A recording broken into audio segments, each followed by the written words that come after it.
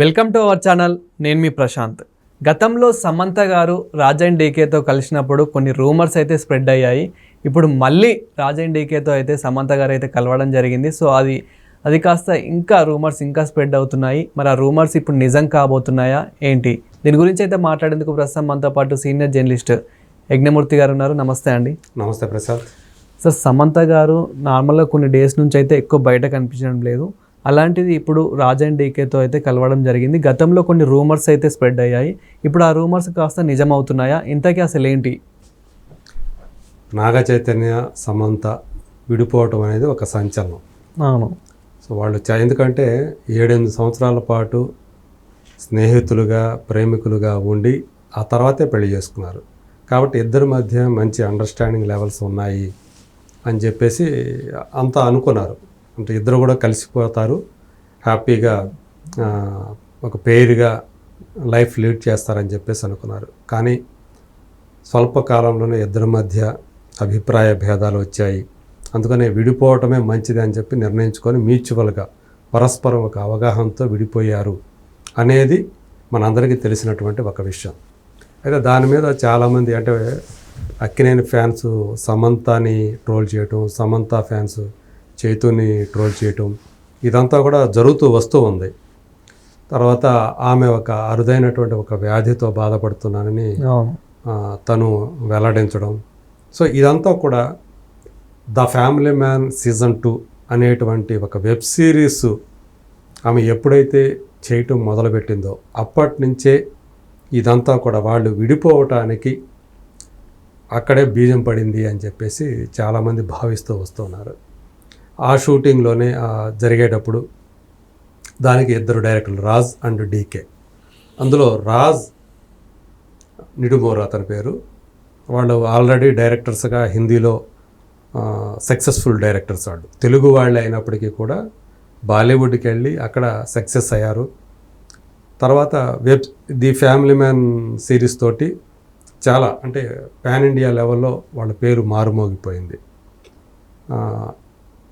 దానికి సంబంధించి ఆ సిరీస్ సంబంధించినటువంటి సెకండ్ సీజన్లో శామ్ ఎంటర్ అయింది.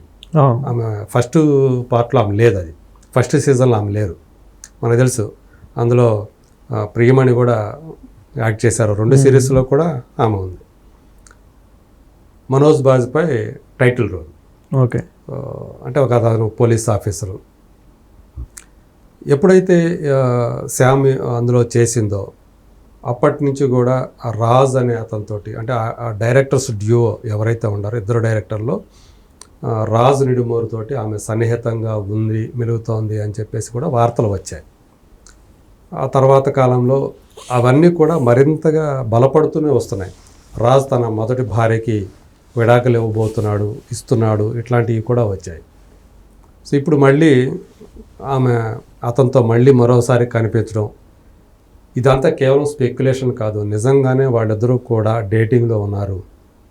రేపో మాపో ఇద్దరూ కూడా ఒకటి కాబోతున్నారు అఫీషియల్గా అనేటువంటి ప్రచారం ఏదైతే సోషల్ మీడియాలో విరివిగా జరుగుతుందో దానికి మరింతగా ఇప్పుడు ఈ బయటకు వచ్చినటువంటి ఆ గ్లిమ్స్లు కానివ్వండి లేకపోతే ఇమేజెస్ కానీ ఆజ్యం పోసాయనే అనేది మాత్రం నిజం. సో మొన్నటి దాకా కూడా అంటే ఆమె ఎంగేజ్మెంట్ రింగు ఉండేది నాగ చైతన్య ఇచ్చినటువంటిది. ఇద్దరు విడిపోయిన తర్వాత తీసేసింది. అది ఏం చేసింది, ఆ రింగు మళ్ళీ తిరిగి ఇచ్చేసింది ఆ నాగ చైతన్య కంటే ఇవ్వలేదు అనేది ఒకటి తెలిసినటువంటి విషయం. దాన్ని ఏదో పెండెంట్ లాగా మార్చుకొని మెడలో వేసుకుంది అని కూడా చెప్పుకుంటూ ఉన్నారు. కాకపోతే ఆమె నడుము పైన చేతు టాటూ వేయించుకుంది. దాన్ని ఇప్పటి వరకు కూడా తీయలేదు అనేది మనకు తెలుస్తున్నటువంటి ఒక విషయం. మరి ఎందుకు తీయలేదు ఏంటి అనేది మరి ఆమె రీజన్ ఆమెకు ఉండవచ్చు. సో నాగ చైతన్య మరోవైపు ఇటీవలే శోభితా ధూళిపాలతోటి 2వ వివాహం చేసుకున్నాడు. కానీ ఇక్కడ అంటే 2వ వివాహం చేసుకోక ముందు కూడా సో అప్పటి వరకు చాలామంది నాగ చైతన్య గారి సమంత గారి ఫ్యాన్స్ ఎవరైతే ఉన్నారో సో వీళ్ళిద్దరు కలిస్తే బాగుంటుంది అని చెప్పేసి చాలామంది కోరుకునే వాళ్ళే చాలామంది ఉన్నారు. కానీ సో మీరు ఇంకా విడిపోవాలని కోరుకునే వాళ్ళు అయితే ఎవరు లేరు. బట్ ఎప్పుడైతే చైతన్య గారికి మ్యారేజ్ అయిందో అప్పుడు బాధపడ్డ వాళ్ళు కూడా చాలామంది ఉన్నారు. అంటే ఇక వాళ్ళు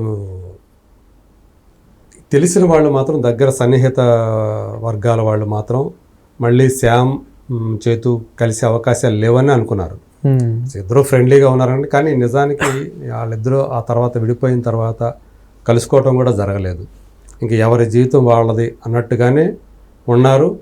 ఎవరు కూడా ఒకరి గురించి నెగిటివ్గా కామెంట్ చేయలేదు. సో అట్లా పరస్పరం ఒకరినొకరు గౌరవించుకుంటున్నారు అనేది మనకి తెలుస్తున్నటువంటి సమాచారం.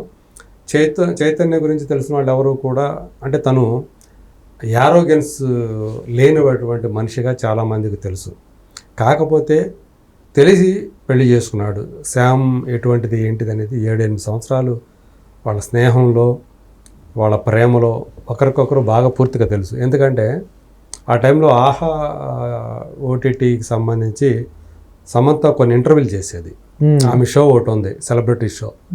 అందులో చైతన్యని కూడా ఆమె ఇంటర్వ్యూ చేసింది. అందులో శ్యామ్ నీ గురించి నాకు మొత్తం తెలుసు అని, నీకు సంబంధించి నాకు తెలియని విషయాలే లేవు కదా అని చెప్పేసి కూడా చైతు అప్పుడు అన్నాడు.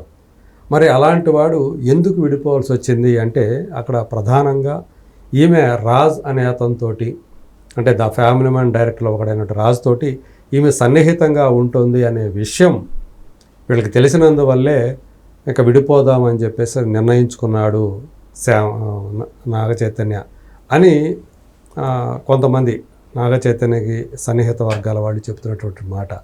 సో అందులో మేబీ నిజం కూడా ఉండి ఉండవచ్చు. ఎందుకంటే ఆమె అతనితోటి కలిసి అతను ఉన్న చోట కనిపిస్తూ ఉండటం. సో ఇదంతా కూడా నిజమే కాబోలు. గతం మనకు తెలుసు. ఒకప్పుడు అంటే చైతన్యకి ముందు సమంత పేరు సిద్ధార్థతో కలిసి, యాక్టర్ సిద్ధార్థతో కలిసి వినిపించేది. వాళ్ళిద్దరూ కూడా సన్నిహితంగా ఉన్నారు, డేటింగ్లో ఉన్నారు అని కూడా ఒక సందర్భంలో బాగా మీడియాలో వినిపించింది.